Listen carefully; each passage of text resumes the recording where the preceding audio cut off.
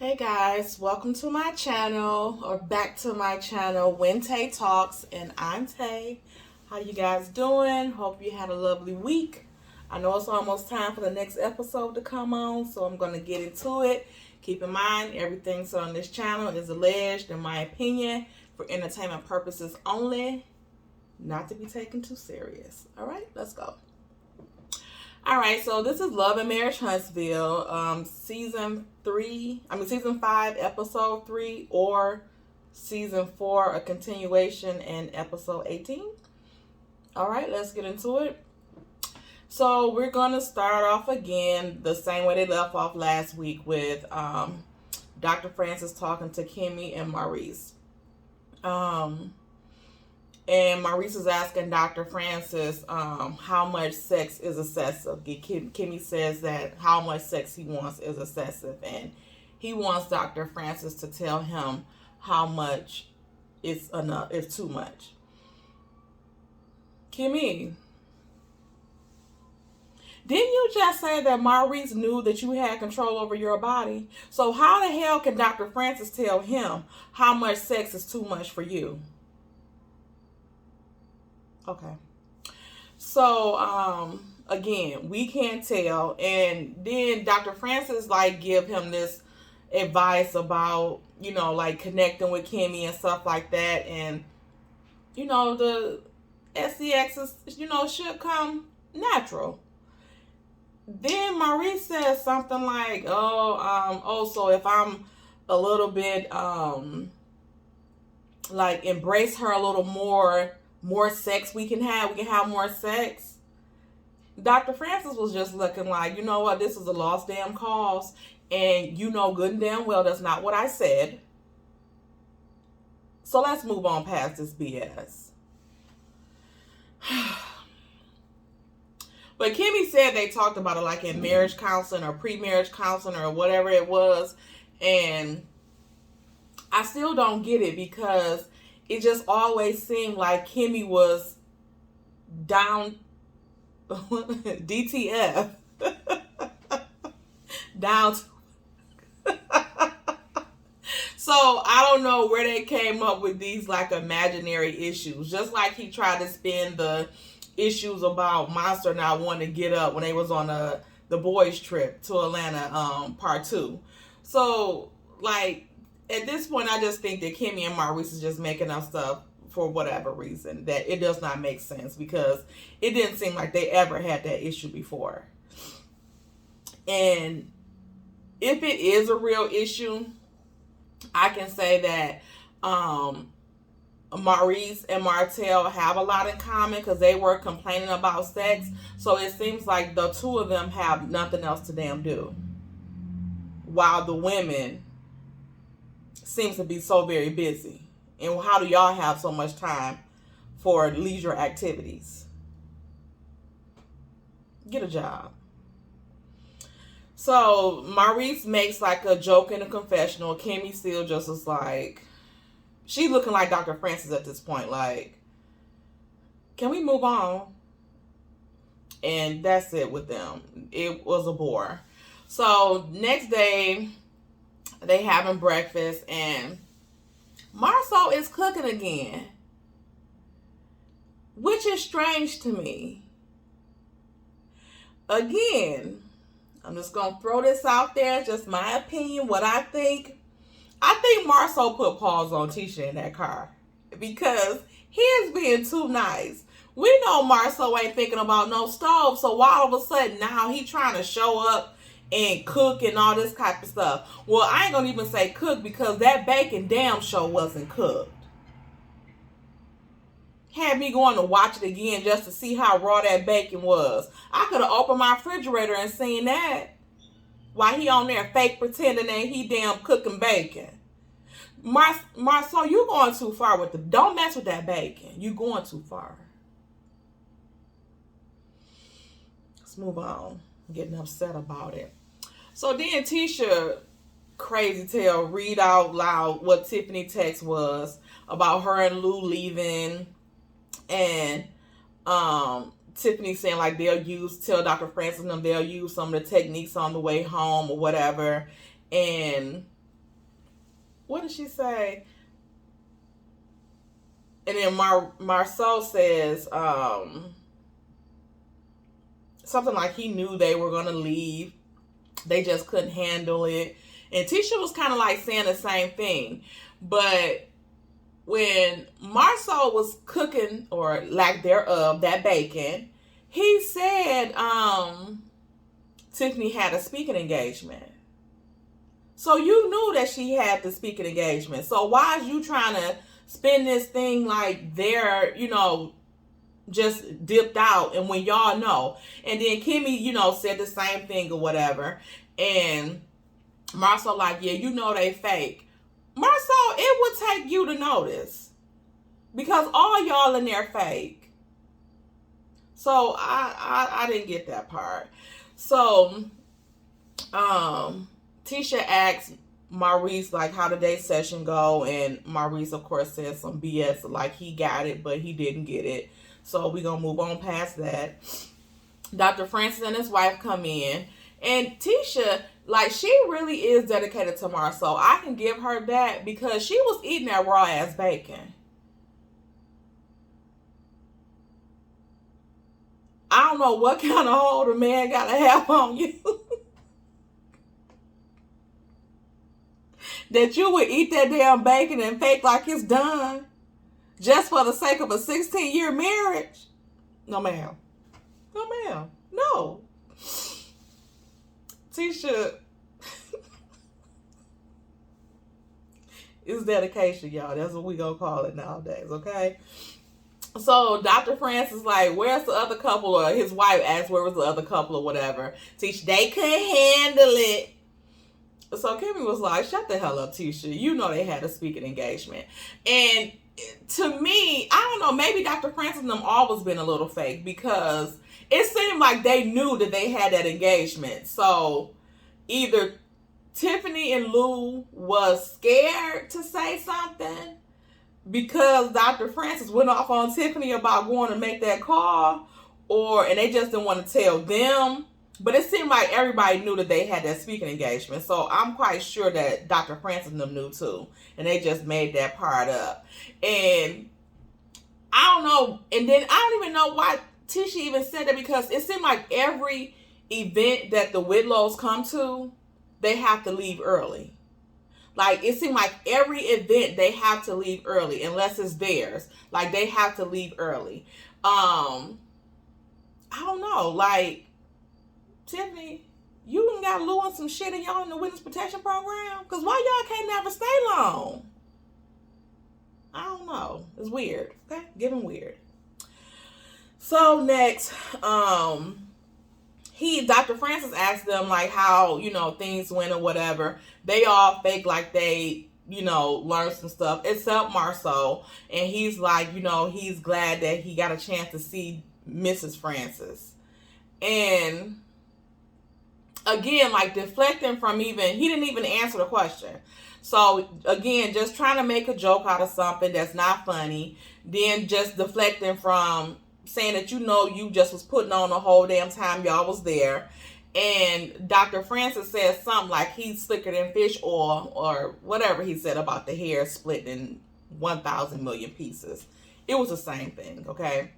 Just that Martell get on his damn nerves and he think he's slicker than fish grease. That. So, what happened after that? So then they was getting ready to wrap it up. But my thing is, why y'all couldn't continue on, whatever? Was that the end of the counseling? Like, was that the end of the weekend that Tiffany and them just left earlier in the day instead of in the afternoon?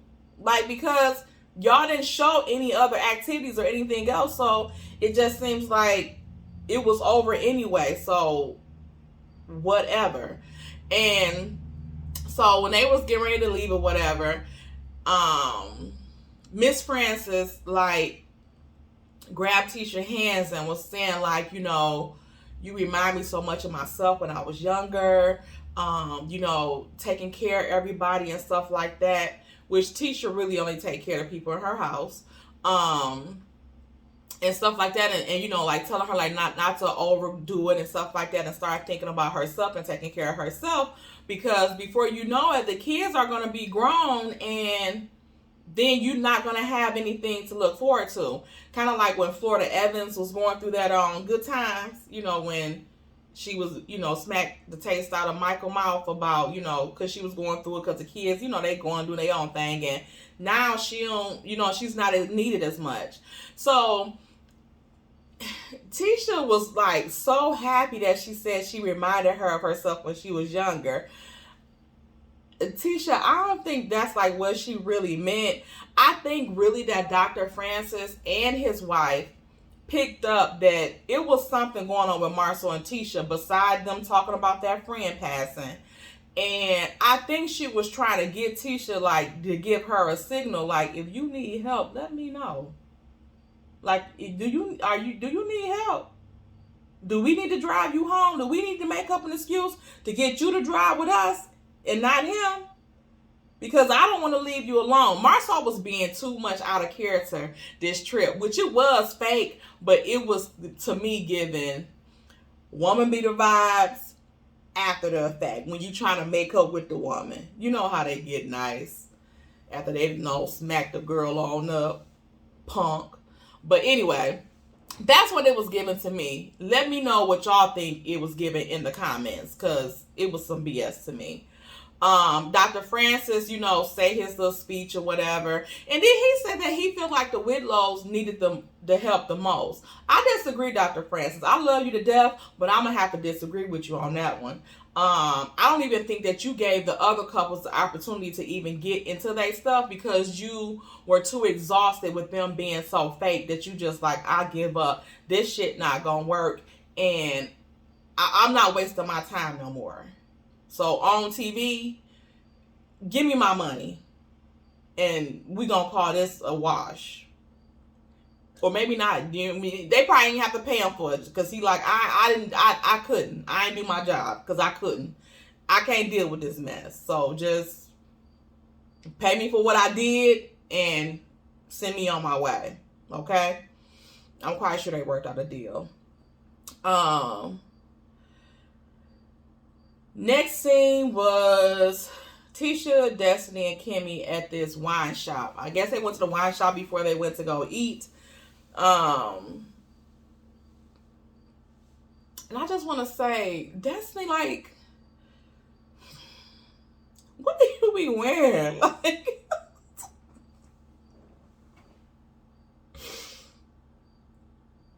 what do you be having on? Like, that don't make no sense. For you to be looking the way you looking like that. Like, it don't make no sense. And not everybody is shapely or curvy or whatever the case may be, but everybody do need to dress for their shape. Destiny, you lack a shape. Like, you are shaped like a box of cereal. Like, just leave it alone. Quit wearing that stuff that's fitted to you like that when you not hitting on nothing. You don't have nothing popping out of it. So it just looks like material on a mannequin in a store. I think they even curvier than you. Destiny, just stop wearing that stuff because it don't look good. Ask somebody. Because you, I ain't gonna, to me, you is bad built. But you can wear stuff that does not, that will still complement your shape, the shape that you do have. That will look nice, because the stuff that you wear make you look tacky and pitiful. And it don't be cute. Please stop it. That shit not cute, Destiny. But anyway, I don't know what because what Kimmy had on looked kind of funny too. And they all looked kind of a mess. I don't know. It's some cute in some ways, but Destiny was just the worst in there. Like, I ain't gonna put too much emphasis on Kimmy and Tisha because their outfits wasn't too bad. But Destiny, you need to do better. But anyway, that had nothing to do with the segment. But Kimmy, you know, was saying like Destiny missed a couple's trip and all this. Destiny talking about why she wasn't invited. And Kimmy like, you can't be single at a couple's event. And Destiny like, what? Who said I was single? Kimmy like, shit, we ain't heard that you was engaged. So and to us, you single, and you not about to be tromping around our men at the functions, and you single. Got get on, or you don't want to bring your man around, but you think you want to drip around our men? No, with your big D energy, no. Kimmy like, no ma'am, that ain't about to happen. And Kimmy was cutting into her. It didn't seem like Kimmy was playing too much. Kimmy was cutting into her like Destiny be getting smart on the slick. Kimmy was doing that to her. So Tisha like, what boo and where your boo and all this stuff like that. And Destiny was saying like she'll bring the boo around when she get, when she ready to and all this type of stuff. So that's what Kimmy like, yeah. So since you're not ready to expose them, stuff get exposed on the couples trips. So since you're not ready to expose them, then, we gonna bring them out. We gonna deal with him maybe at a little side BBQ or something. So then they start talking about they know where they can get some good BBQ from. Tisha talking about, I just called on to that. They like, girl, we at the BBQ now, like, stop it. But anyway, so Destiny was again being secretive and stuff like that, and she said in her confessional about her not, giving out a lot of information. And Kimmy kind of went off on her in that confessional. She was like, Destiny is tight-lipped about everything. Her divorce, her new boo, her Madani troubles. She tight-lipped about everything. So what is she here for? But Kimmy, I can also say the same thing about you and your other, your brother-in-law and your sister-in-law, because all of y'all are also tight-lipped about every damn thing that matters to y'all or that's pertaining to y'all, but y'all so open to discuss Martell and Melody or the Whitlows. So, hey, everybody tight-lipped, except it seemed like Mel and damn Martell. Martell wanted it to be tight-lipped, but Melanie was like, no, you cheated. Next. So, what happened? So then they go on and then Tisha tell them they talking about the couples retreat, which I don't know why, because it was boring while they was there. It's boring now that y'all talking about it. Shut the hell up talking about it, because nothing got resolved. Nothing got discussed. Louis shed a few tears. End of discussion. Marceau messed over that bacon. Talk about that. Wasting some damn good bacon. But anyway, so Tisha tell them that the Whitlows apologized about disrespecting their marriage and saying whatever they said. What else? They talked about the little foot race. And Destiny was like, so Tisha, so y'all did it good because you let Marceau lead. Tisha, Kimmy like, yeah, I think that's what made it work, because she let him lead. And Tisha like, yeah, I'ma let him lead in everything we do. And that's why it worked. But let me tell y'all, I was watching Queen of Sheba's video, and she did a close-up on that foot race. I am surprised that Tisha's ass is not in the hospital somewhere.